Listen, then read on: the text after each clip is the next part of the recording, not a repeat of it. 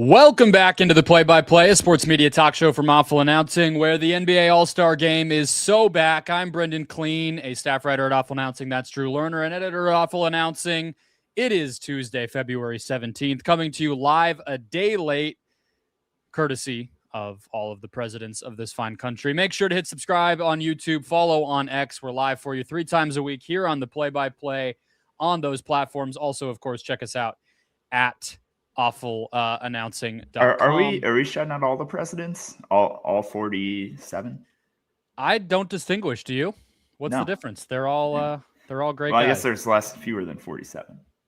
Yeah, there's a couple of them doubled up. I don't know if you heard. Yeah. All right, let's get to it. Today, the MLB ABS system and how it's going to really change broadcasts in a very crazy way, plus my conspiracy theory / hot take on what it really means. Let's start, though, Drew, with the NBA All-Star Game. A much-needed good news story for the NBA, right? And let's just start with the basics, right? So about almost 9 million viewers, way up. We'll get to that. But definitely positive PR at the very least for the league, which needed it. And I would say, as having watched it, a solid, entertaining, and most importantly, I feel like quick and efficient experience of watching. What did you think? Why do you feel like it bounced back in such a big way and bucked this trend where everybody was just kind of giving up? Yeah, I'll preface this by saying this was background viewing for me. It would have taken an act of God for my girlfriend to let me watch the All-Star Game after having spent all day watching the Olympics and then also watching Pebble Beach for the PGA Tour and then also tuning in to some of the Daytona 500. So for me, this was just on in the background while I was hanging with her. But from what I saw, it was an event that, like the players were playing harder than they have the last few years. And I think, just looking at social media and stuff like that, people seem to agree. And honestly, I know we're going to get into the Olympic lead in and lead out and all that jazz. I do think kind of the format where it's the United States versus the world. I don't know if it's because people are in this Olympic mood now and they're into rooting for the United States against other countries, or if it's just like breaking it down into, the 12-minute games, or if it's even, players like Victor Wembanyama deciding to play defense, like, and kind of just spreading through osmosis that this is like something that people should be trying in. But just, I think all that, like the confluence of all of those factors kind of made for an event where it actually felt real. Like it felt like the guys cared. And that to me was the most important thing. It did. I think it assuredly did. And I know like Bill Simmons was teasing Reggie Miller about overstating that, but honestly, it was such a breath of fresh air that I'll say it as many times as it needs to be said because the guys showed up. Part of me wonders if maybe we just had this weird lull where a generation or a micro generation of NBA stars just sort of let this thing fall to ruin. I mean, it's also the same generation that, mind you, didn't deliver a sort of marketable, face of the league like we've been talking about. I think all these things are kind of connected, and it feels like this very new mid-20s guys who are starting to peak right now with Anthony Edwards and Victor Wembanyama and co are breathing new life into it, and that might have been all it really took. But it's funny, right? Because we talk about the competitiveness and the energy and those sorts of things, Drew, and I'll say, like, on the front end, on both Saturday and Sunday, I thought NBC did a great job. We'll make this our review of the week. We're going to start doing these on a weekly basis. We'll make it a little bit of a broadcast review. We'll also just sort of loop in the basketball side of it and everything else and the conversation. But one of the best things I think NBC did is they just started the action. Like, it's easy to forget because I think people have given up on this event largely, but it was really a concert where basketball happened to be played a lot of the time. And last year you had this big long, convoluted farewell thing for Inside the NBA with Kevin Hart. You had a Mr. Beast, like, deep shooting competition that got thrown into the middle of it. It was a nightmare. It sucked to watch it, even for forgetting whether the players were playing hard. So I think just like getting into it, if you're somebody who happened to have the TV on, especially coming off the Olympics, the actual event you thought you were tuning into started right away. I think that goes a very long way, because this is an event where, or this is a conversation, I should say, where you don't actually know if it's going to be good when you choose to tune in. So the idea of the guys played hard and more people tuned in, those actually don't, those aren't the same trend. People had to choose to watch this thing separate and apart from what ended up happening an hour into it. Yeah, and you know, I think when we look at all-star games broadly, right, like this isn't just an NBA problem. This is arguably a much bigger issue for the NFL, who, you know, for their Pro Bowl games just averaged under 2 million viewers on a Tuesday night.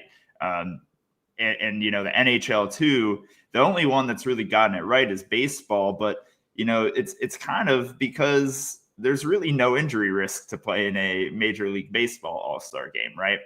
Like in these other sports, there is like a legitimate risk of injury, but and obviously that has kind of led to, you know, the athletes not trying and you know, scores of 250 to 200 in some of these NBA all-star games. Not caring about the outcome. I mean, the injury thing, it's like maybe we've now found the sweet spot where they're still not going to get hurt, but they at least give a shit, you know? Right. Like it's not like these guys aren't like after the season playing in pickup games much harder than they would be in an all-star game. So I think I also just think maybe it's the outside noise. Maybe it's some messaging internally from the league office. I don't know.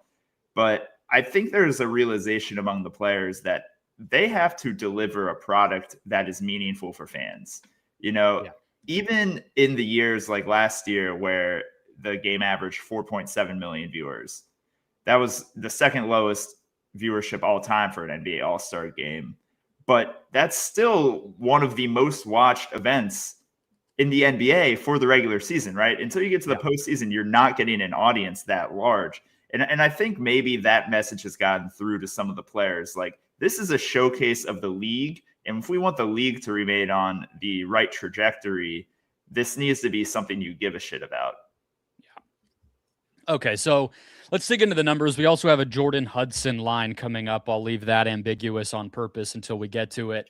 The viewership, the attention paid to this thing, as I mentioned, just shy of 9 million average viewers. The other big change that NBC made, Drew, was they started both events, Saturday and Sunday, much earlier. For me, it was, I think, 3 o'clock, which is sort of crazy. It was 2 o'clock if you're on the West Coast. And part of the reason for that was it was tied directly to their Olympics, national recap shows that they do daytime during the weekend, primetime during the week. And I believe if I looked correctly, the Sunday Olympics broadcast got nearly 30 million viewers. And so you're coming from 30 million, and they kept a quarter of it. I mean, obviously some new people tuned in, right? Let me clarify this. So it's kind of confusing how NBC does their Olympic viewership numbers. Okay. Leading into the All-Star game was live coverage of the Olympics. There's figure skating on. It was live.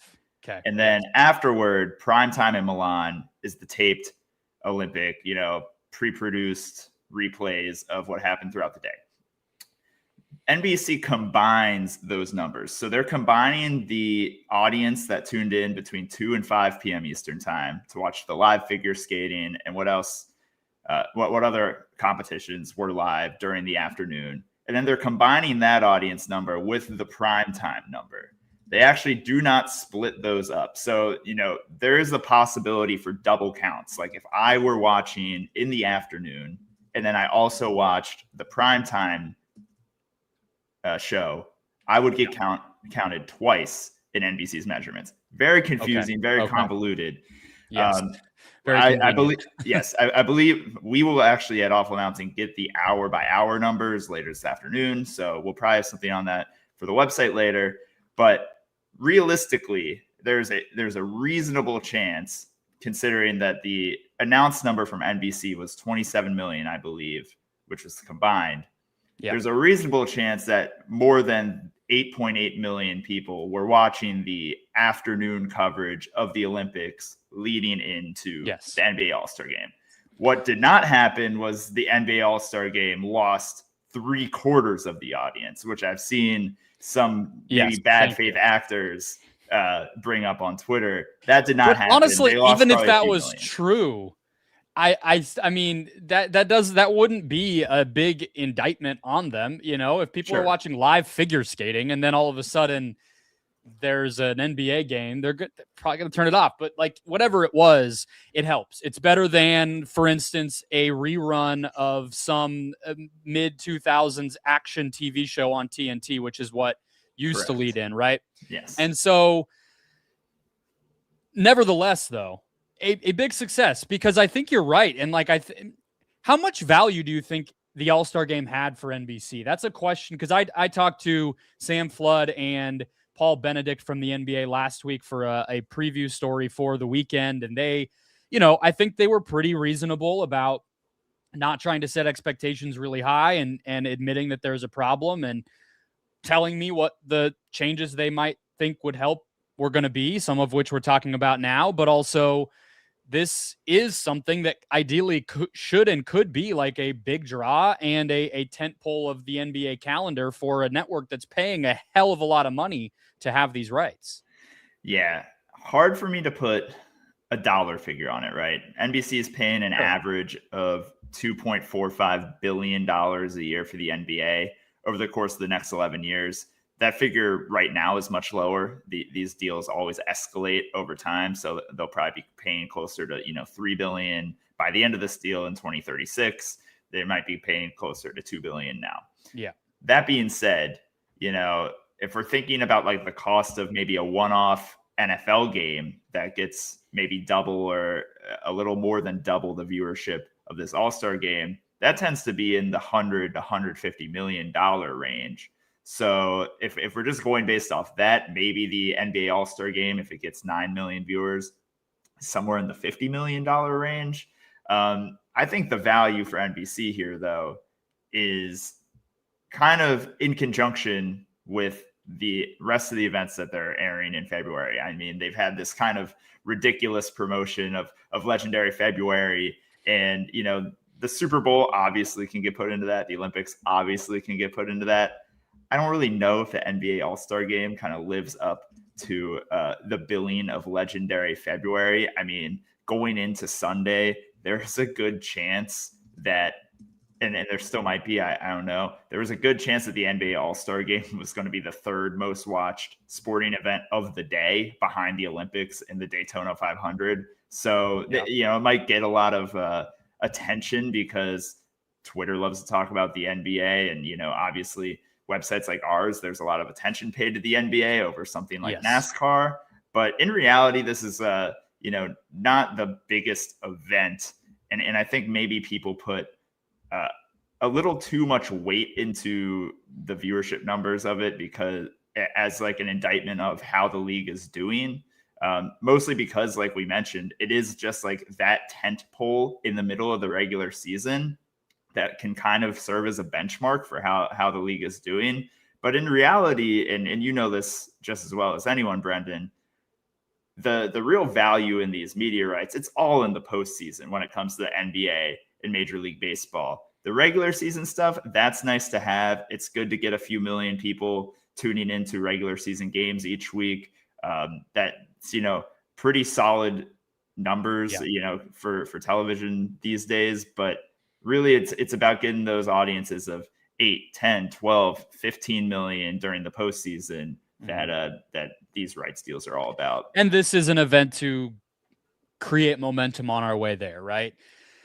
I think that's fair. I don't think the value is some massive number, but I also don't think that it's in NBC's best interest for 11 years for this to continue to plummet. And so the combination of having obviously this February something great, but also, the Super Bowl building us toward this and those sorts of things are helpful. Last quick take on this.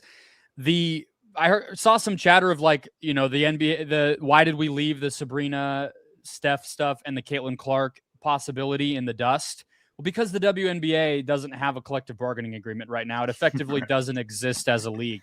And so if you think that NBC would not seize on that opportunity the moment they can, given that they now also have WNBA rights when TNT previously did not, it didn't really help TNT for anything other than viewership and looking good to the NBA to have Sabrina on a couple years ago. Of course, NBC would love to do that and say, hey, don't forget, the WNBA season starts in a couple months. Get excited. We have these games, and here's the biggest stars in the centerpiece of this weekend. Of course it's going to happen. It's a no-brainer. And guess what? NBC has the freaking finals this year if they have a season, right? Like they're going to get 5 of the 7 games. A couple of those, I think, go to USA Network. But yeah, like they would want that cross promotion more than anybody. Exactly. All right, let's get to the Jordan Hudson line, Drew. Couple of things to explain. What the hell is the Jordan Hudson line? First of all, it is our sports media Mendoza line, whatever you want to throw in. It is the measurement we use to determine when and how sports media begins to cover these salacious tabloid type stories that kind of could go either way. And in this case, we have the Kevin Durant burner story. This is not the first one, Drew, of course. We heard about them almost a decade ago now, originally, when KD was caught replying with different accounts that ultimately added up to all being from him about things related to himself that he was bickering with fans about on Twitter. Very similar here. However, I would say far worse. In this particular case, Durant has been caught allegedly utilizing one account, not multiple, in group chats on Twitter, talking about himself, his career, his team, his teammates, to people who allegedly knew it was him. And so rather than burner accounts that we've seen far more people than just Durant use to sort of defend themselves and rile up their stands or to whatever, this is Durant talking shit about his current teammates to people who knew it was him doing it. And that's the accusation in this particular case. And so, of course, that's pretty crazy. Some of the things he said are absolutely wild to read. But the sports media angle here, Drew, is I've been very surprised to see people, reputable people who typically do not have to play in the mud of a story like this, that is often left to the internet and Reddit and whatever to debate and dissect. People like Bill Simmons, Nick Wright, I'm sure there's been television coverage of it. People have just leapt right on it. Has KD's reputation just been tarnished to the level that people will believe this without allowing him to defend himself first? Or are we just in a new era where people cover stuff like this without thinking twice just because it's what is getting the people going? So how verifiable is it that this is Kevin Durant? Like that's kind of what I am curious about. So from what I've been able to glean, Durant, first of all, it's in these messages, it's all things about people he played with at the time he played with them over a period of years. So it goes back to when he was on the Nets, he's talking about the Nets. When he played on the Suns, he's talking about the Suns. And now he's been talking about the Rockets. And so that in and of itself is hard to refute. It would have to be somebody who really had a long game on here, going for years and years, acting like they're Kevin Durant. It also has, it's an account that has followed the right types of people that you would expect Kevin Durant would be following from a burner account. And it also has this connection where he had tweeted this picture of an owl in September of 2021. This account was created in August of 2021, and it's that owl photo is the header image of this Twitter account from like within a couple of weeks of the post that he is still up from his personal Twitter account that is pretty irrefutable. So, the other part of this though, Drew, which I think might be why people are covering it, reputable media figures. So I covered Kevin Durant, right? Like I did a Daily Suns podcast for, a long time, but the whole time he was on the Suns. This is what he does. I have had conversations with Kevin Durant in Twitter DMs very similar to the types of things that he is saying on these messages. And so I feel like anyone who has had that experience, it's really not, it doesn't take a lot of doing to get you to cover it like a real story, because it kind of feels like, at least in the circles that I move in, people were sort of waiting for an opportunity to out him and punish him, so to speak, for handling himself this way, because it's crazy. He's calling his teammates like absurd names. And this is how he is. This is how he is if you've ever had a conversation with him like this. So it feels like that's why people have taken this green light and just run with it like a real news story. That's fascinating. We're gonna have a conversation off air about some of the DMs you've got from Kevin Durant in the past. But it does seem like that there's like maybe a permission structure that has been developed over time because he has a history of this. To me, it's just like, maybe this is naive for me because I don't follow the NBA day to day like you do. I tune in during the postseason, really. Don't his teammates, like generally speaking, defend him? Like, isn't he a good teammate? Or so people say, like publicly?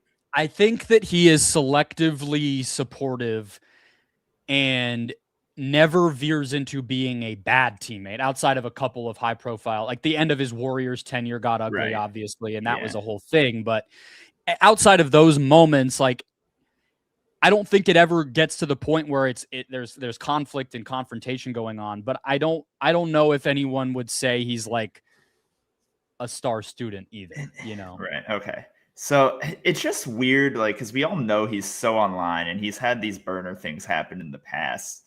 I do think, like, if there's all this mounting evidence and it just seems like, if it quacks, it's a duck type deal. Like, maybe there is legitimacy to covering this story for some of the biggest NBA voices out there. And if it's gotten so much attention online, I mean, we're just in a moment in time now in media where, like, if something breaks containment and it reaches critical mass online, there's really no reason for the Bill Simmonses and the Nick Wrights of the world not to address it. I mean, if it's the biggest story happening out in the NBA right now, they would kind of be not doing their jobs at this point, regardless of the veracity of the claims. I think that that's a part of it. And that's what is, I do think, like, worth like a closer look as far as the journalistic ethics side of it, as goofy as that can sometimes sound, to hold up to a ridiculous story like this that does appear to have a lot of duck-like qualities, like you said, but it is, the internet programming this type of content in a way that we just never would have really seen before. And I don't remember how the original KD Burner story was covered. I do think that it got to a point where it had to be talked about, and I would imagine a show like First Take or Undisputed probably covered it as news, and eventually he confirmed it and talked about it openly, and I'm sure it was covered then. But I guess that's the point, right? He talked about it openly and it got to a point where it was confirmed. That hasn't happened here, really, and yet we're already seeing this type of chatter as if it's real. I don't know. I don't love that. That's kind of, I'd like an innocent until proven guilty mentality here, even for somebody who I'm no fan of, as I just stated, and who I think has not earned the benefit of the doubt. I still think you should at least wait for him to say something or be asked about it at a practice or anything close to that, besides just some nonsense. Like the Michael Jordan video, I think, is a great example of this, which we just saw, and it ultimately seems to be explainable, if still weird. nobody's talking about that like it's news because we waited it out, right? In this case, we didn't. Yeah, no, it does seem like this is only something that would happen if it's Kevin Durant, right? Yeah. Like, I don't think this would be happening if it were Steph Curry or LeBron, right? Like, yeah, I and think it's an there would earned be a lot. reputation, right? Like, Yeah. it's not like this is just because people don't like him. It's Exactly. because there's a track record. Yeah. No, I'm giving it the Jordan Hudson line seal of approval though. Like, I think this is this is a legitimate story if in basketball circles, Well, Yeah. and at this point, as long as you're couching it in the, in a responsible way that says like, we don't know if this is actually true, but we're still going to talk about it. I mean, come on, like it's 2026. I don't think you're wrong at all. All right, let's go over to baseball. A broadcast change that might have a little bit more to it. MLB broadcast will no longer, this is courtesy of Jeff Agrest over at the Chicago Sun-Times, correct, Drew? Yes, sir. MLB broadcast will no longer indicate whether a pitch is a ball or a strike within the on-screen strike zone box. The league is exercising an abundance of caution to ensure teams cannot exploit the broadcast to their advantage when challenging pitches. This is all coming on the heels of the automated ball strike challenge system, which is going to be going into effect. It already has started with some of the spring training action and everything else. Because pitchers and batters in the blink of an eye will have to decide whether to challenge whether the call by the umpire was worth challenging. MLB is changing the broadcasts as well as the in-stadium game feeds, whether that's for fans in the concourse or up on the Jumbotron, things like that. So instead of, the pitch gets thrown into the K-zone on the screen and it shows you an icon for a ball versus a strike, it's just going to be that's where the pitch landed. So you'll still get to see that box. You'll still get to see the location of the pitch, but it won't predetermine strike or ball because, of course, we're now in this new world order where that is open to interpretation, right? So let's just stop there. That's going to be a pretty big change to our experience of watching baseball. I mean, there's a lot of people, Drew, who feel like the K-zone as an invention is one of the best broadcasting innovations we've ever had. And it's still going to be there, but it's going to be a little, an intermediate version, a version that won't pick sides here for us. Right. It's so funny because when we wrote this up for the website, there were strong voices on both sides of this. Like a lot of people really just like would rather the K-zone not exist at all. And then there's a lot of people that were saying, oh my gosh, this ruins the whole point of the K-zone. I think realistically, at least my viewing of baseball, like it's not going to change much, right? You're still getting the circle within the strike zone box on the broadcast. It's just not going to indicate whether the broadcast's K-zone thinks it's a strike or a ball. You're still going to get essentially the same graphic, and you're going to be able to clearly see, all right, did that one paint the corner? Was it clearly outside? That type of thing. The broadcast just isn't going to make a judgment by filling in the ball or leaving it hollow, which is how they used to determine if it was a ball or a strike. Which, of course, that doesn't matter for obvious ones, but I do think that will color our perception of the game as it goes if these ones that are painting the corner are just sort of being left open to interpretation. Like I've had a lot of experiences where the pitch gets thrown. If my team's up to bat, I mean, Xander Bogaerts got screwed in the wild card game last fall in one of these toward the end of the wild card game 3 against Chicago. And I was sitting there tearing my eyes out. I'm like, no, the broadcast, like you can't call that a strike. You have to let, so I think it could make a difference. I actually disagree here because the technology that the broadcast is using, it's imprecise, right? Like it is not the same technology that ABS will be using when the pitcher catcher or batter goes to challenge these pitches. So when it is a pitch that paints the corner and could be interpreted ball or strike, I think I'd actually rather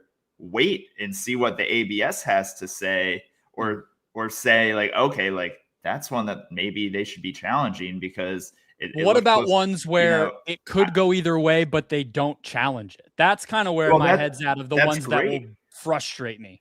Because it's like, wow, that was an opportunity that they could have used the challenge. I think calling it a ball or a strike unofficially on the broadcast doesn't really add to that. I think maybe because like, I don't know. I think if it is a call that is that close, it's really, I mean, it's so difficult for the broadcast to be objective and determine, like, is this a ball? Is this a strike?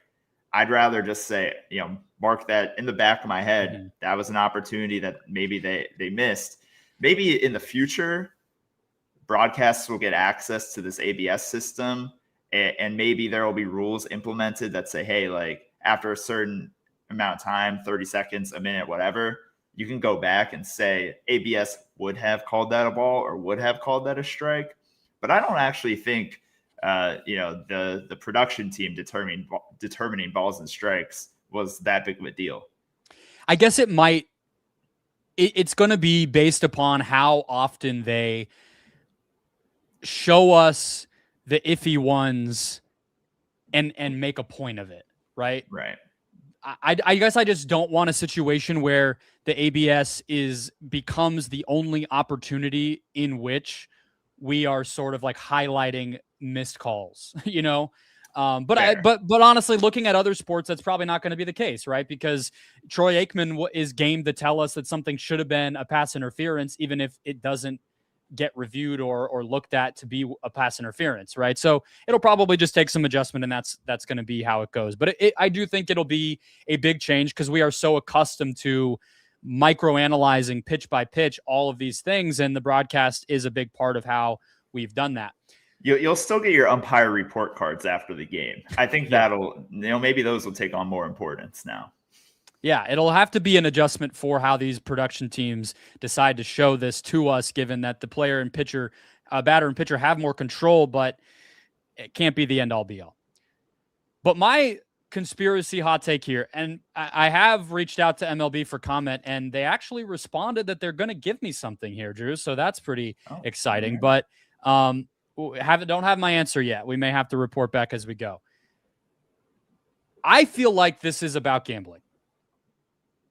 And I feel like it's a backdoor way of curbing one of the most problematic versions of betting on baseball that, of course, has already become the subject of a federal scrutiny, right?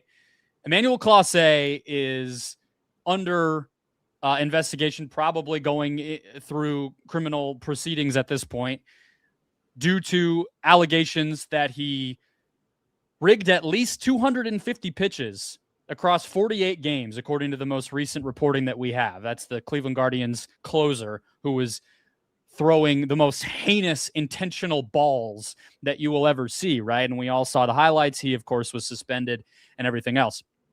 In November, baseball limited live betting on pitch outcomes to $200 per and excluded those bets from parlays. That was their big action to try to, again, curb this very affectable and manipulable pitch outcome live bets, right? That means you're on your phone right before a pitch gets thrown, you're saying ball or strike.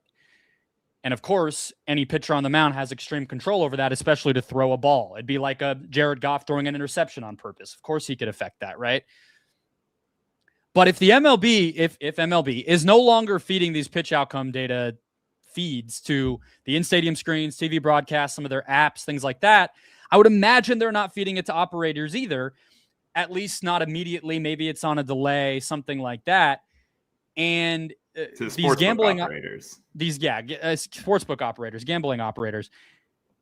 And I would imagine that delay is enough to effectively eliminate this type of bet, right? I mean, we're already talking about like these sickos who are sitting there second by second betting this stuff.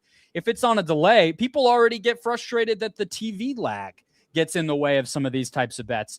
Any more delay from the statistician entering it in to a gambler seeing it on their phone and being able to win or lose that result, it's pretty much over. And it is one extra layer to basically squash this thing that has become a headache for baseball. Yeah, I imagine you're onto something here. And, I've never tried to live bet single pitches in baseball, but I imagine like if I was sitting there watching a game and then also had a sportsbook app up, it would probably be at least a pitch or two ahead already from like my YouTube TV or my television antenna. However I was getting the game, I imagine it's probably going to be at least one pitch ahead already. So these markets are already just like ripe for exploitation, right? Like as a bloke sitting at home, you're never going to have an edge because you're already 20, 30, 40 seconds behind real time on your broadcast. And for something that's so easily manipulated, as you said, like the only people that are going to be winning these bets with any regularity are people that have inside information. So I do agree with you, right? Like we're putting the broadcast now, I think, on a 9-second delay is what a recent report in The Athletic said. And that is purportedly to avoid exploitation from the teams, right? So they can't communicate to the players on the field whether or not they should challenge a pitch. But I think that would have already been very difficult. Like you have to challenge it within 2 seconds of the pitch. Mm-hmm. And if you're going to be on a 9-second delay, obviously that's impossible. And you're already taking out the ball strike graphics from the in-stadium broadcasts. So the guy can't look up and see what right. the stadium operator made the pitch. So to your point, like what's the point of the 9-second delay on the television broadcast that's going to viewers at home? Well, that would seem to be a likely scenario, right? Like they want to make it so it's almost impossible to bet these single pitches and to the point where it doesn't even make sense for these sportsbook operators to offer them because their data is going to be delayed as well. I would love to know. I'm fascinated to know what the league tells you because I think this is a great theory. What I asked was just will the sort of predetermined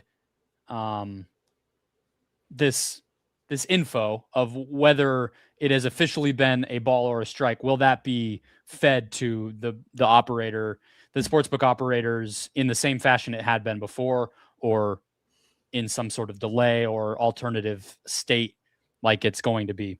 Of course, like we should say, like what the umpire says is still going to be the rule of law here. Like for an outcome like that, right? For a bet, it's still going to be what was called, not what the K-zone tells us it was. But either way, if they're making this delay, to me, that would seem to indicate that it would get rid of this headache for them, like I said. I think that's it for today. We will see what baseball says there, and I think could be telling. We'll be back tomorrow here on the Play-by-Play, 2 Eastern, every day going forward. That is the goal. We're going to be Monday, Wednesday, Friday, and we will have a guest, hopefully, to close out each week. So that is going to be the new setup. Shout out to Ben Axelrod. A big thank you for his long hosting journey here with us. Wishing him the best at Front Office Sports. Check us out at awfulannouncing.com. Check us out at Awful Announcing on social media, and we'll catch you tomorrow.